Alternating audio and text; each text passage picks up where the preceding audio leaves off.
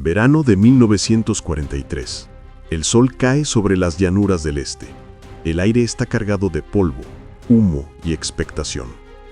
En los mapas del alto mando alemán, un nombre brilla como una promesa: Operación Ciudadela. El plan parece simple: rodear al enemigo cerca de Kursk, aplastarlo y devolver la iniciativa al Reich. Durante meses, Berlín prepara su golpe decisivo. Las fábricas trabajan día y noche. Ingenieros y técnicos afinan motores, ajustan engranajes, perfeccionan blindajes. Se forja una nueva generación de tanques, los Tigres y las Panteras. Para la propaganda alemana, son más que máquinas. Son símbolos de fuerza, precisión y dominio. El Tigre, con casi 60 toneladas de acero, se convierte en leyenda antes de entrar en combate. Su cañón de 88 milímetros puede perforar a cualquier tanque soviético desde largas distancias. La tripulación cree estar dentro de una fortaleza móvil, un arma que cambiará el rumbo de la guerra. Poco después, aparece la Pantera, más ligera pero igualmente mortal. Su diseño incorpora una armadura inclinada, inspirada en el propio T-34 soviético. Los ingenieros la presentan como la combinación perfecta entre velocidad, potencia y defensa. En Berlín, los periódicos hablan de un nuevo amanecer para las fuerzas blindadas del Reich. Mientras tanto, al otro lado del frente, la Unión Soviética observa y se prepara. Los informes de inteligencia describen los nuevos tanques enemigos. Los comandantes soviéticos no subestiman la amenaza, pero confían en su terreno, en su experiencia y en la producción masiva del T-34, el caballo de batalla del Ejército Rojo. Julio se acerca. El frente está listo para una confrontación que decidirá el futuro de la guerra en el este. El aire huele a aceite, a metal y a miedo. Todo está dispuesto para una batalla que pasará a la historia. El 5 de julio los motores alemanes rugen. Empieza la ofensiva. Durante las primeras horas, el cielo se llena de fuego. El suelo vibra con el paso de cientos de tanques. Pero algo empieza a ir mal. Los avances son lentos. Los Tigres se atascan, las Panteras se sobrecalientan. Los comandantes exigen velocidad, pero el terreno y la técnica dicen lo contrario. En los primeros días, la Operación Ciudadela, pensada para ser rápida y devoladora, se convierte en un combate de desgaste. Los mapas ya no muestran flechas victoriosas, solo líneas inmóviles y pérdidas crecientes. El plan perfecto comienza a desmoronarse. Los Tigres y las Panteras habían nacido del orgullo alemán. Cada tornillo representaba la idea de que la perfección técnica podía ganar cualquier guerra. Pero el campo de batalla no entiende de orgullo. Las unidades blindadas avanzan con dificultad. El peso del Tigre, casi 60 toneladas, lo convierte en un gigante torpe. Sus orugas se hunden en el barro. Los puentes ceden bajo su peso. Incluso el combustible escasea porque cada tanque devora cientos de litros por hora. Las Panteras tampoco cumplen las expectativas. En los primeros días, decenas de ellas se incendian por fallos en el motor o en la transmisión. Los mecánicos trabajan sin descanso, pero las piezas de repuesto son escasas. Cada kilómetro recorrido cuesta un precio enorme.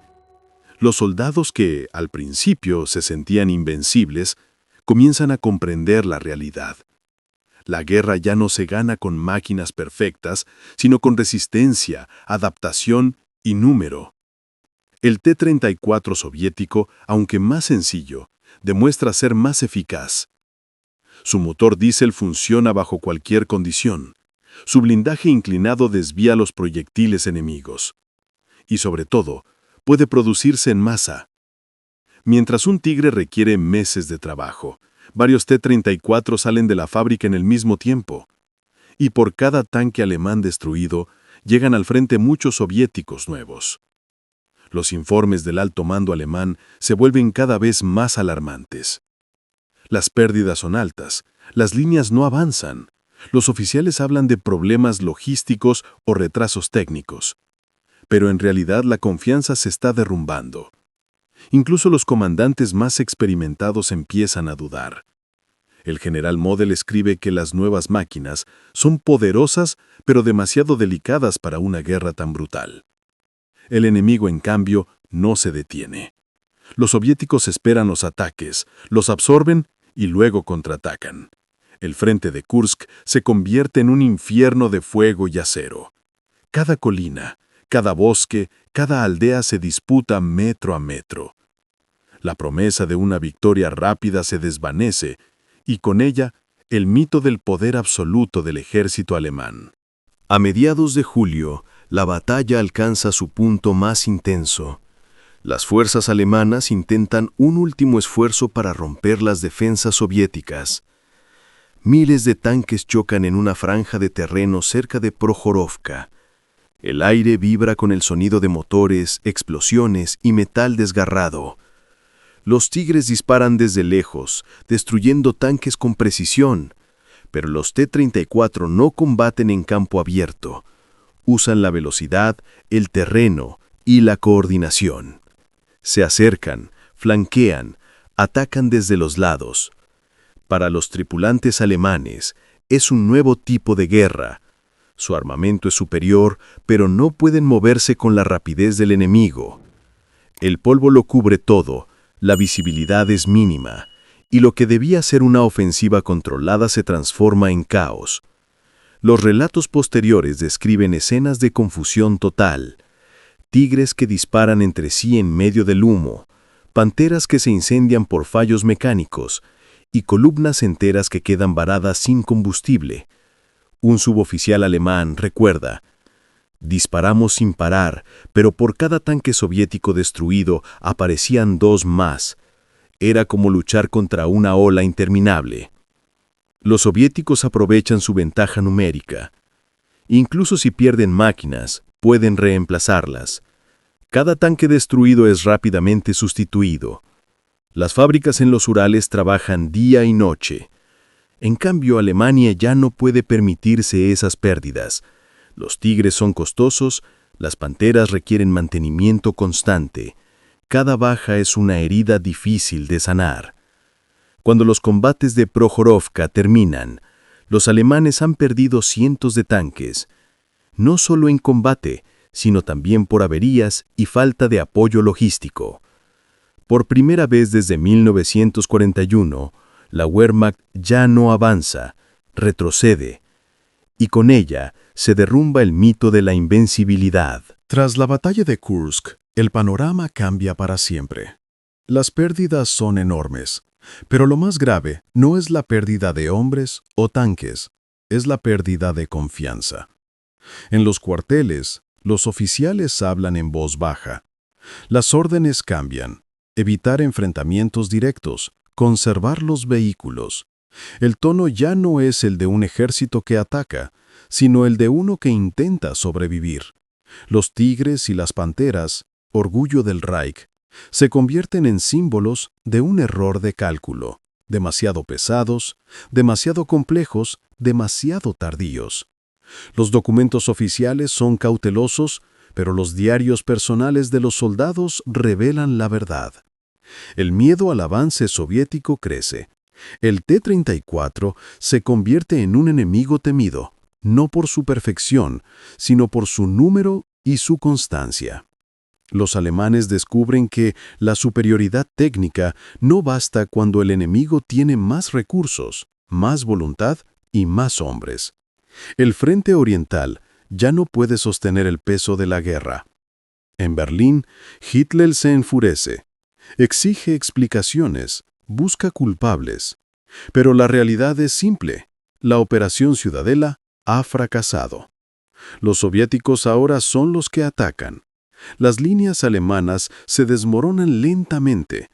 Las ciudades conquistadas comienzan a caer una tras otra.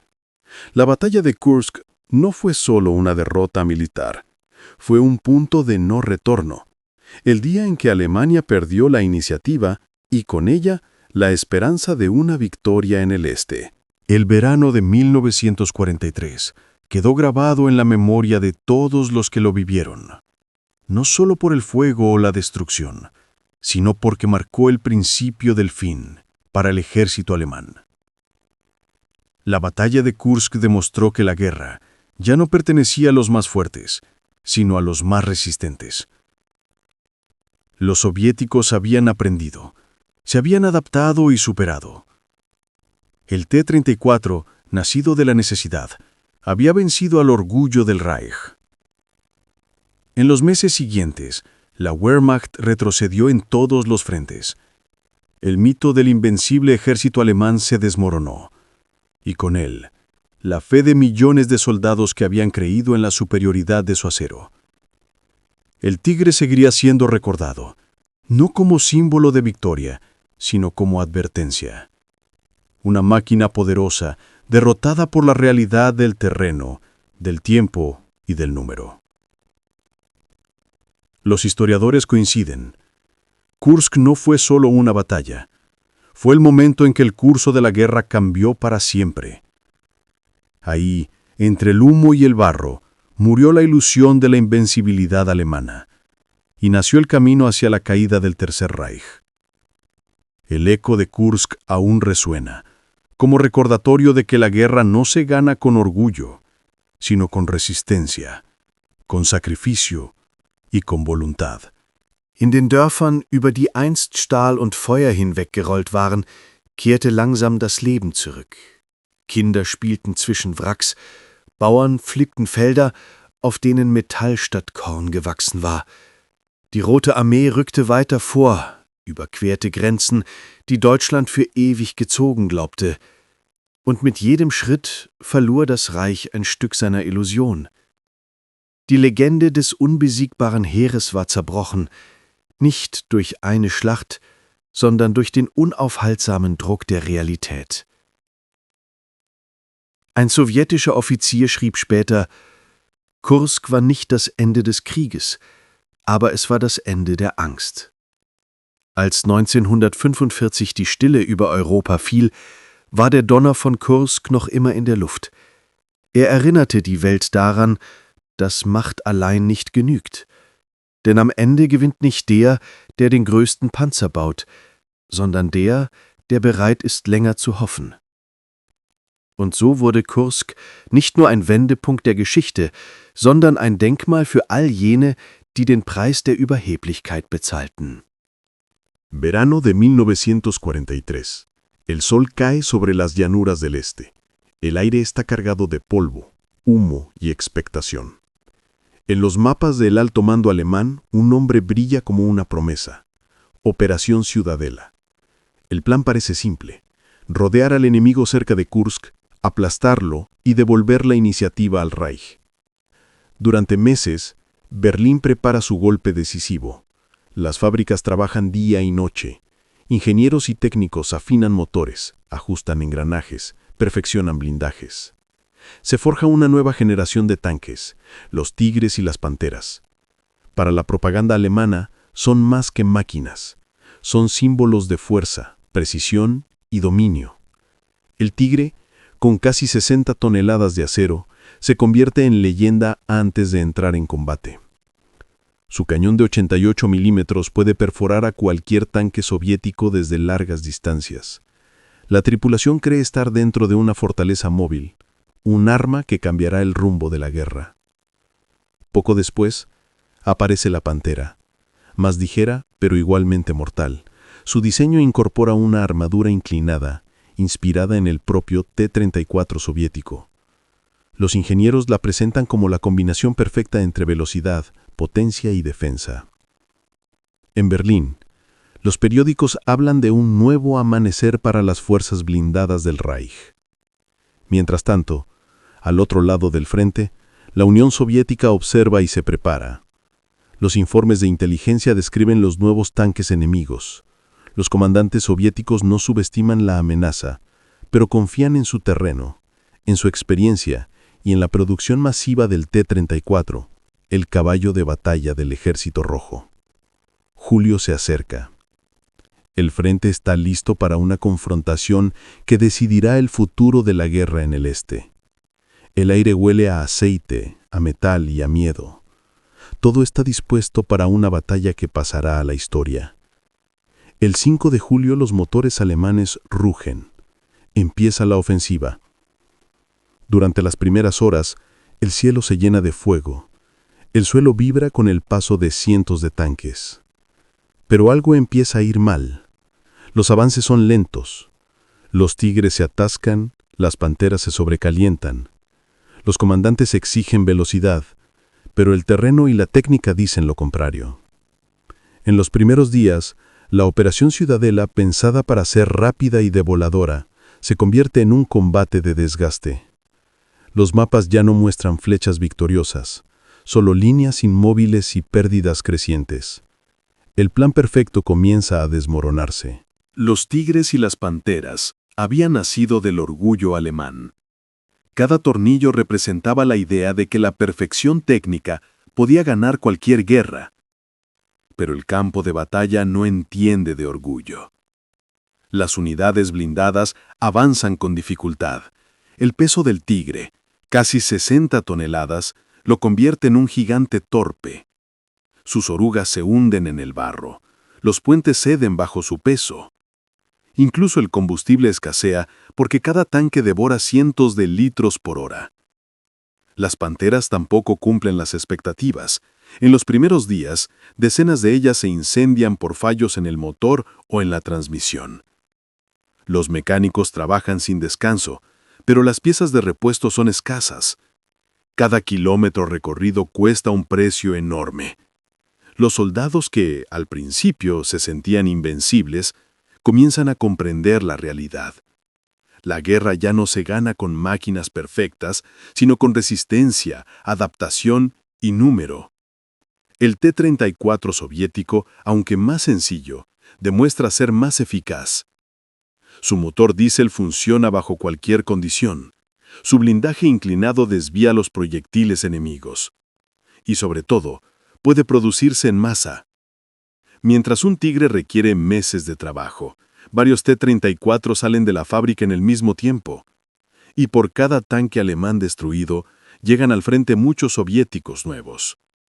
Los informes del alto mando alemán se vuelven cada vez más alarmantes. Las pérdidas son altas, las líneas no avanzan. Los oficiales hablan de problemas logísticos o retrasos técnicos. Pero en realidad la confianza se está derrumbando. Incluso los comandantes más experimentados empiezan a dudar. El general Model escribe que las nuevas máquinas son poderosas pero demasiado delicadas para una guerra tan brutal. El enemigo, en cambio, no se detiene. Los soviéticos esperan los ataques, los absorben y luego contraatacan. El frente de Kursk se convierte en un infierno de fuego y acero. Cada colina, cada bosque, cada aldea se disputa metro a metro.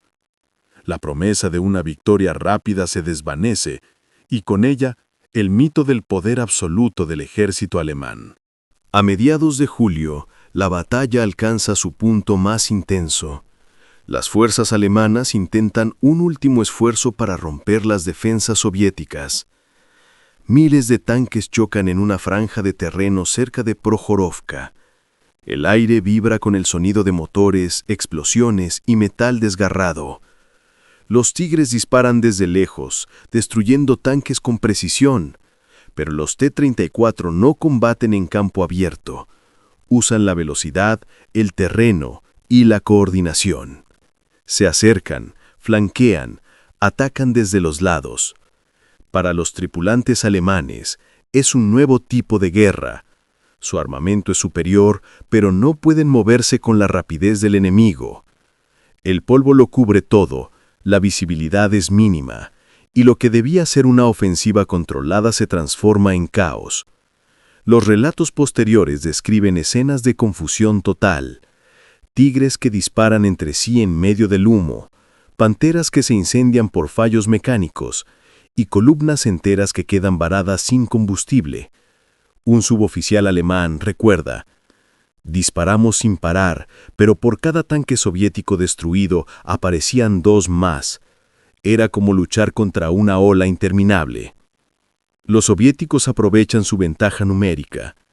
Incluso si pierden máquinas, pueden reemplazarlas. Cada tanque destruido es rápidamente sustituido. Las fábricas en los Urales trabajan día y noche. En cambio, Alemania ya no puede permitirse esas pérdidas. Los Tigres son costosos, las Panteras requieren mantenimiento constante. Cada baja es una herida difícil de sanar. Cuando los combates de Prokhorovka terminan, los alemanes han perdido cientos de tanques, no solo en combate, sino también por averías y falta de apoyo logístico. Por primera vez desde 1941, la Wehrmacht ya no avanza, retrocede, y con ella se derrumba el mito de la invencibilidad. Tras la batalla de Kursk, el panorama cambia para siempre. Las pérdidas son enormes, pero lo más grave no es la pérdida de hombres o tanques, es la pérdida de confianza. En los cuarteles, los oficiales hablan en voz baja. Las órdenes cambian: evitar enfrentamientos directos, conservar los vehículos. El tono ya no es el de un ejército que ataca, sino el de uno que intenta sobrevivir. Los tigres y las panteras, orgullo del Reich, se convierten en símbolos de un error de cálculo, demasiado pesados, demasiado complejos, demasiado tardíos. Los documentos oficiales son cautelosos, pero los diarios personales de los soldados revelan la verdad. El miedo al avance soviético crece.